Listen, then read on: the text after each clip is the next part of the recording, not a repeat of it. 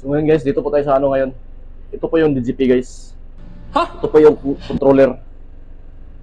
Ah, Dito po yung okay. connected po yung ano dito, yung sa building management system dun sa BMS, dun sa BMS station po. Ito po yung mga controller niya. Controller ng mga equipment natin yan po. So, okay naman po yung ano guys, okay naman po yung ano niya, itong mga control niya, wala naman po siyang na-damage. So, yung na-damage lang yung PCB board ng ano natin, motorized valve. So, update lang tayo guys. I-update ko lang kayo guys kung ma-repair ko na po yung ano, yung tawag dito, yung motorized valve natin. Okay?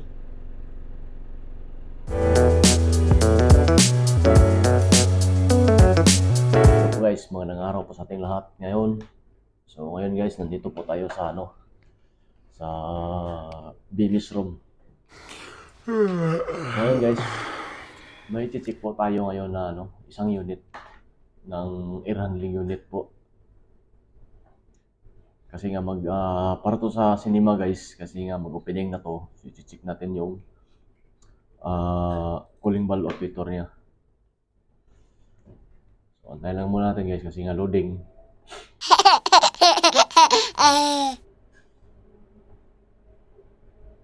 Ito guys, kung napansin nyo ito, yan po, kung napansin nyo yan is nag-negative 0.81. So ibig sabihin, hindi po siya ano, hindi po gumagana yung cooling valve natin, yung cooling valve operator natin. So ngayon, bago tayo pupunta dun sa field guys, check natin doon sa DGP panel at saka doon sa yung cooling valve talaga niya. So, check natin kung may power ba or ano. Pero tingnan natin dito kung ano yung tinatawag guys na address.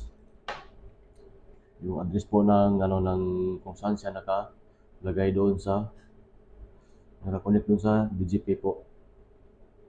So yun, tingnan ko lang dito yung address niya. Dito sa cooling valve command.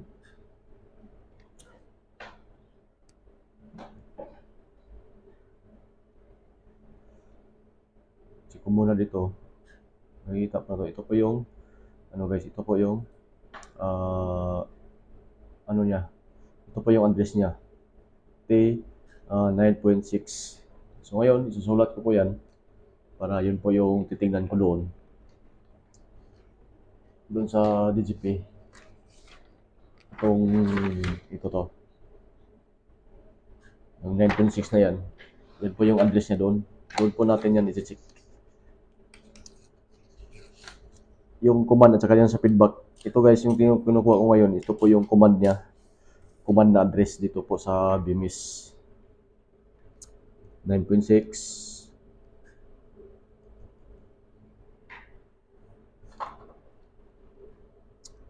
9.6. Tapos ito po yung feedback niya guys. Ito po. Tignan natin itong feedback. Yan. Yan po yung feedback niya. So tingnan natin yung feedback kasi yung feedback yung importante. So yung feedback niya guys is pareho din sila ng module 9. Puro nasa sa number 1. Ito po. Yan. 9.1 yung feedback natin sa cooling valve. 9.1. So ngayon guys, nakuha ko na po yung address. So bali ngayon guys, para makuha natin doon, bago tayo mag-tracing doon, bago tayo i-rectify natin yung problema. So ngayon, pupunta muna ako dito sa i-command muna natin yung cooling valve niya. I-command ko siya dito sa BMS natin. I-manual ko lang sa dito guys. Yan. I-manual ko muna yan. Tapos ilagay ko lang sa 100%. 100%.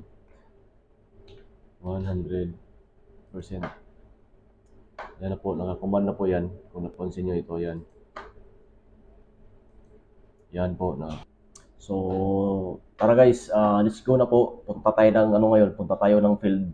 Check na natin tong unit na to. Unit ng issue na to. 13A. Cinema. Okay guys? So, tara na. Punta tayo doon. Guys, bago tayo pupunta doon, mag-full gear muna tayo, okay? Suot muna tayo ng ano, kasi mainit guys. Gawa, pag ano muna tayo.